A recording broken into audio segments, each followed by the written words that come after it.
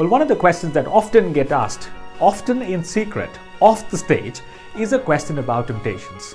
How do we face temptations? Now, all of us face temptations, don't we? Show me a person who does not face temptation, and I will show you a person who isn't a human being. The young, the old, the married, and the unmarried, all of us alike face temptations day after day, in fact, with increasing and varying intensities. Well, first and foremost, facing your temptations will require you to understand the source of your temptation. Let me say that again. Facing your temptation would require you to understand the source of your temptation. You make a mistake here in not recognizing the source of your temptation, and can I say you'll be bowled out and you'll be wickets down.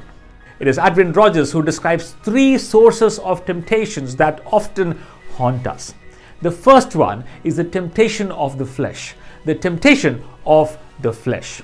Now, as long as we are alive and we are kicking and we are thriving and we are living, we will face temptations from the flesh. We are, in a way, predisposed to it. So whether you are a believer or not a believer, your flesh will constantly tempt you. In fact, your flesh will constantly wage war with you. Your flesh, the carnal nature, as the scripture calls it, will constantly demand for more. And by and large, our screens are providing and catering to this need on a daily basis. It is the natural propensity of our nature. We are inclined to it. We are automatically bent towards it. As a matter of fact, pornography is today the multi-dollar, ever-growing, ever-expanding industry, with the highest traffic from the US, followed by UK, India, Japan, Canada, France, and Germany, according to The Guardian. And here is something that really caught my attention. It is John Norton who says, the growth of internet pornography tells us more about ourselves than about technology. The growth of internet pornography tells us more about ourselves than it tells about technology. And the book of James in the Holy Scriptures reminds us, it says, when tempted, no one should say, God is tempting me. But each person is tempted when they are dragged away by their own evil desires and they are enticed. Then after the desires have conceived, it gives birth to sin, and sin, when it is full grown, gives birth to death. So can I say, if you drink, if you smoke, if you gamble, you are given to pornography, for that matter. Don't sit and blame the devil. Don't do it. These are natural inclinations of the heart. We are naturally prone to some of these sins that are around us. The second source of temptation is from the world we live in. Yes, the world we live in. Remember, Apostle Paul, writing the Romans, reminds them not to be conformed to the patterns of this world, but be transformed by the renewing of your mind. Now, the word world does not refer to people, as in God to love the world, found in John 3:16. But when Apostle Paul is using the word world, it means the ideas or the ideologies of the world, the mold of this world. Do not get conformed to the mold, but be renewed. That means the world around you, the ideas and the ideologies around you will constantly wage war with you to seek to conform you to its patterns and to its molds. The third temptation is from the devil himself. And Apostle Peter in this instance reminds us to be alert and be of sober mind.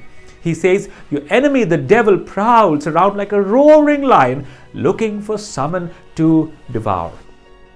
In fact, the devil uses the world and the flesh to his advantage to tempt each one of us. And Adrian Rogers would say, well, think of the world as the matchstick and the flesh as the pool of gasoline. And know what the devil does? The devil strikes the match and throws it. So there are 3 sources of temptations we have. Your flesh, the world that we live in, and the devil. But all 3 sources of temptations have got 3 different responses to it. They demand 3 different responses when we handle them. You can actually be only effective if you know the source of your temptation. If you get this right, you'll be able to engage each of those temptations as it is thrown at you appropriately. Well, when you're tempted by the flesh, what do? You're called to flee. The word here is flight. Tuck your tail and you run. When you are tempted by the word is resist. Do not be conformed by the patterns of this world. Resist being molded by the ideas and the ideologies that is constantly trying to mold you into its framework. Resist is the word. But when you are tempted by the devil, the word is to fight, to stay and to fight. In fact, you give the devil the best fight possible when the devil comes fighting against you. In fact, Apostle Paul says to put on the full armor of God, for your fight is not against flesh or blood. Take your stand against the devil's schemes. Take up the shield of faith with which you can extinguish all the flaming arrows of the evil one. Take the helmet of salvation and the sword of the Spirit, which is the word of God, and you stand and fight the devil as he fights against you.